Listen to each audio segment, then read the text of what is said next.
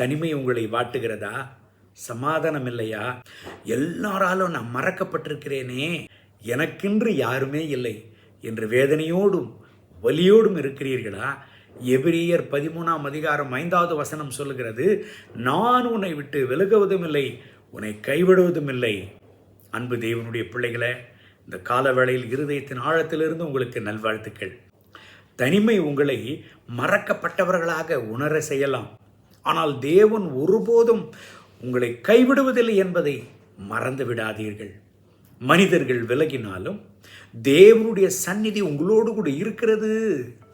அவர் உங்களுடைய வேதனையை அறிந்து உங்கள் ஜெபங்களை கேட்டு உங்கள் இருதயத்தை ஆறுதல் படுத்துகிற தேவனாக இருக்கிறார். தனிமை என்னை வாட்டுகிறதே என்று அமைதியான இருக்கிற நேரங்களிலும் அவர் உங்களோடு கூட நடந்து உங்கள் பலவீனத்தில் பலன் அளித்து உங்கள் வாழ்க்கையில் தேவையான பகுதிகளை அவர் சமாதானத்தினால் நிரப்புகிற தேவனாக இருக்கிறார்.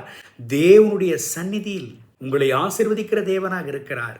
தனிமை என்று நீங்கள் புலம்பினாலும் தேவனுடைய பிரசன்னத்தை நீங்கள் தேடுகிற பொழுது உங்களை அவர் நம்பிக்கையால் நிறைத்து அவருக்காக சாட்சியாக நிலைநிறுத்துகிற தேவனாக இருக்கிறார்.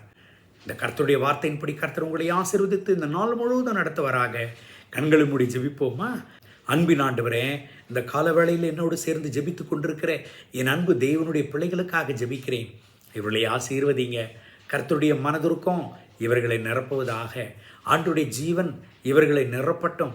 ஆண்டவரே, இவர்களுடைய தனிமையில் துணையாக கடந்து வாரும். இவர்களுடைய வேதனைகள் மாறட்டும், இவர்களுடைய வியாகுலங்கள் மாறட்டும். கர்த்தருடைய மனதுருக்கத்தினால் இவர்களை நிரப்பும். நம்முடைய சமாதானம் இவர்களை நிரப்பட்டும் என்று ஜெபிக்கிறேன். மகிமை கனம் துதி உமக்கே, இயேசுவின் நாமத்தில் பிதாவே. ஆமென், ஆமென்.